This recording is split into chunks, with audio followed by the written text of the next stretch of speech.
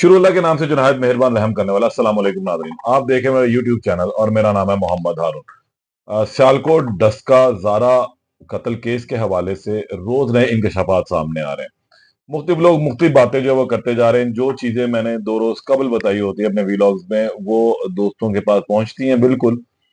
लेकिन वो मैं जरा जल्दी बता चुका होता हूँ। कुछ मेरे सोर्सेज है जो मुझे इन हवाले से चीजों के बारे में बताते हैं। बहरहाल, जो चीज आज आपको बतानी है वो बहुत ज्यादा अहम है, क्योंकि जारा कत्ल केस में तफ्तीश जो है वो रुक चुकी हुई है, लेकिन तहकीकात का अमल अभी भी जारी है। इस केस में कितने लोग पकड़े गए थे, मुख्तलिफ कयास सराहियां थी, लेकिन 4 मुल्जमान पुलिस की हिरासत में थे। इनमें सुगरा बीबी जो उसकी सास है, यास्मीन उसकी नंद, अब्दुल्ला जो यास्मीन का बेटा है, और एक नवीद जो लाहौर गुज्जरपुरे का रिहायशी है। इन चारों से मुतल्लिक जो है तफसीलात मैंने आपके सामने रखी थी और आपको बताया था कि इन चारों का क्या किरदार है। नवीद वो शख्स है जिसने तकिए से मुंह पे रख कर जारा के उसको मौत के घाट उतारा था। सुगरा ने बेसिकली प्लान किया था, और सुगरा ने इसकी टांगें पकड़ी थी। यास्मीन जो थी उसने इसके जिस्म और सर के ऊपर अपना वजन डाला था। ये तमाम लोग जो हैं इस कत्ल में बराबर के शरीक थे, लेकिन असल जो मामला था वो नवीद का था, क्योंकि उसको जो ड्रामाई अंदाज से घर में लाया गया और ये तमाम चीजें चली। अब पुलिस ने जब इन चारों को गिरफ्तार किया तो फिर अब्दुल्ला का नाम, तीन को जब गिरफ्तार किया तो फिर अब्दुल्ला का नाम भी आया। अब्दुल्ला जो यास्मीन का बेटा था, उसने बताया कि जनाब नानी ने और मम्मा ने और ये अंकल ने जो है ये सारा मामला किया। बहरहाल, इन सब चीजों के बाद जो असल चीज सामने आई वो एक और थी कि अब इन 4 लोगों के अलावा 4 मजीद लोगों को भी पुलिस ने शामिल तफ्तीश किया था। उसमें इसकी बेटी सबा थी, सुगरा की यानी कि यास्मीन की बहन, जारा की नंद, उसका बेटा कासिम, एक कोटली मरला का शख्स था जिसका नाम शब्बीर बताया जाता है, और एक इनका कोई रिश्तेदार है, आजान। इन 4 को भी पुलिस ने शामिल तफ्तीश किया था।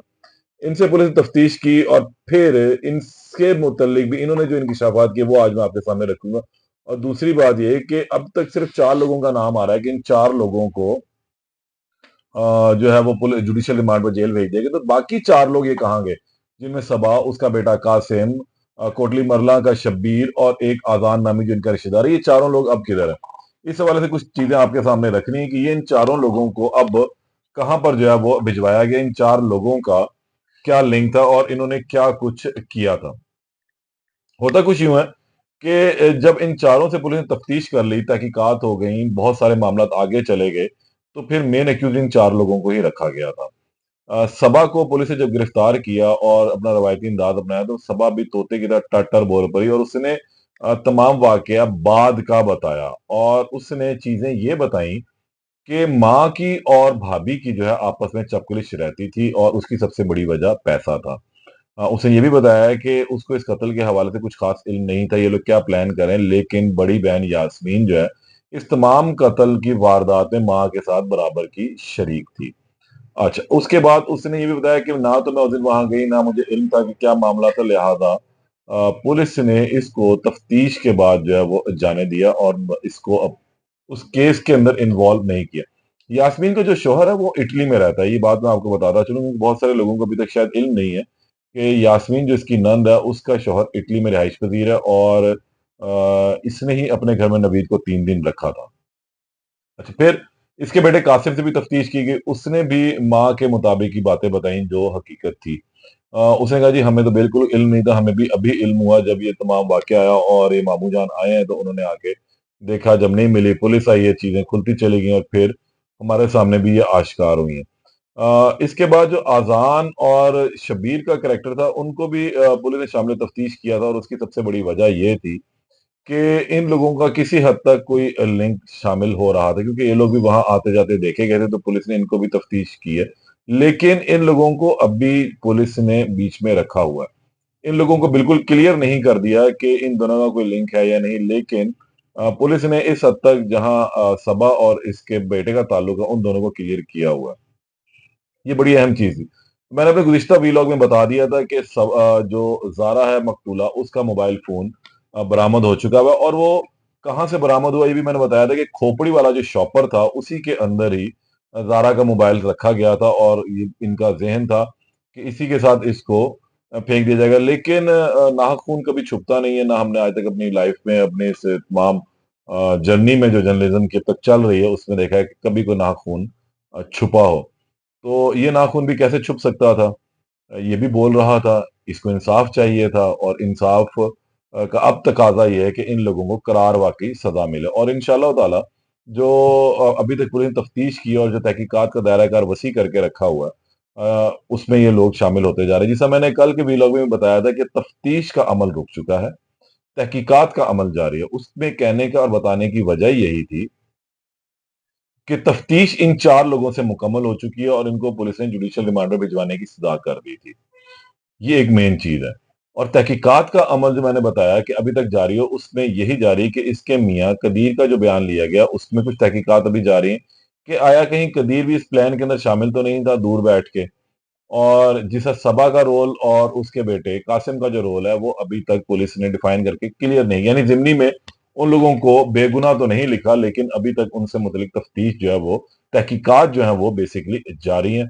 आज़ान और शब्बीर से मुतल्लिक भी तहकीकात जारी हैं। इसके अलावा और बहुत से लोग, जिन लोगों को आते और जाते देखा गया, उनसे तहकीकात का अमल जारी, क्योंकि पुलिस और प्रोसिक्यूशन मिलकर इस केस को ऐसा टेस्ट केस के तौर पे इसको लिया हुआ उन्होंने, और उसको ऐसा सिंबल बनाना चाहते हैं कि कोई भी शख्स दोबारा अपनी बेटी जब ब्याहे तो वो बिल्कुल पुरअमन होकर ब्याहे, और उसके ज़हन में ये बिल्कुल खदशा ना हो कि ससुराल में उसकी बेटी के साथ क्या वाकया हो रूनमा हो सकता है। तो उसको बिल्कुल जो है एक किस्म की गारंटी होगी इस केस के बाद, और ससुरालियों को जो है यहाँ पर इबरत का निशान बना दिया जाएगा, और इस तरह बनाया जाएगा कि दुनिया देखेगी, क्योंकि ये एक ऐसा अफसोसनाक वाक़या है, और जो इन्होंने उस मासूम लड़की के साथ किया वो भी कुछ कम नहीं था।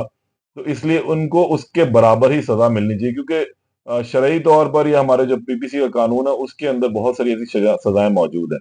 अब मैंने कल के व्लॉग में भी ये बात बताई थी कि अगर कदीर इनको माफ़ करना भी चाहे तो फ़र्क नहीं पड़ता। क्योंकि कदीर इस केस का मुद्दई नहीं है, तो लिहाजा इन मुल्जिमों का छुट जाना किसी भी सूरत में मुमकिन नजर नहीं आता।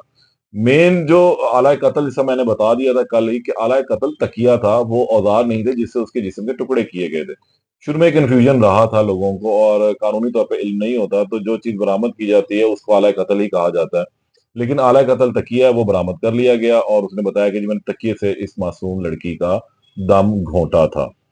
अब इन 4 जो लोग मैंने आपको बताया कि इन लोगों का मुस्तकबिल ये है कि तहकीकात का अमल जारी है, और कहीं पर अगर आगे जाके पुलिस को ऐसा कोई क्लू मिलता है और ये चीज़ क्लियर होती है कि इन ये लोग भी इस कत्ल की वारदात में बराबर के शरीक हैं, तो फिर इन लोगों को भी ज़िम्नी में इनके नाम डाल के इन लोगों को भी पुलिस कानून कटहरा जो है उसके अंदर लाएगी, और फिर इस मासूम लड़की ज़ारा को इंसाफ दिलवाने की भरपूर तैयारी करेगी।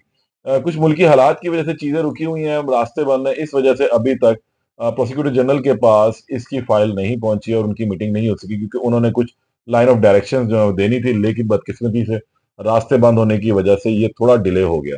डीएनए जो मैं पहले बता चुका हुआ हूँ, मैंने पहले दिन इसकी निशानदेही की थी कि आया जो मिलने वाले टुकड़े हैं वो किस तरह आइडेंटिफाई होंगे कि वो ज़ारा के हैं।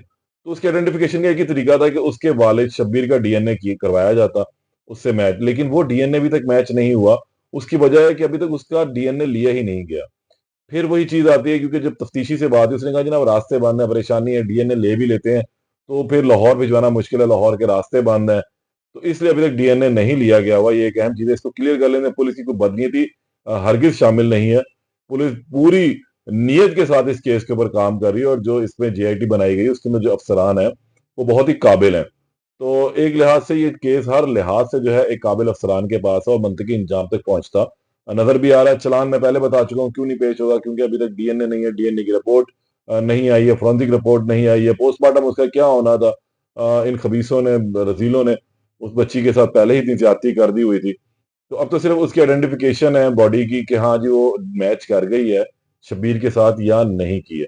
बहरहाल अब इस केस में ये ताज़ा तरीन थी कि 4 लोग जो इसके अंदर मजीद इन्वॉल्व किए गए थे, उनका अभी क्या स्टेटस है, तो वो बता दिया मैंने आपको। इसके फिर मजीद जो अपडेट आती है मेरे पास, उससे आपको दोबारा आगाह करूंगा। तब तक के लिए इजाजत दें। अल्लाह निगहबान।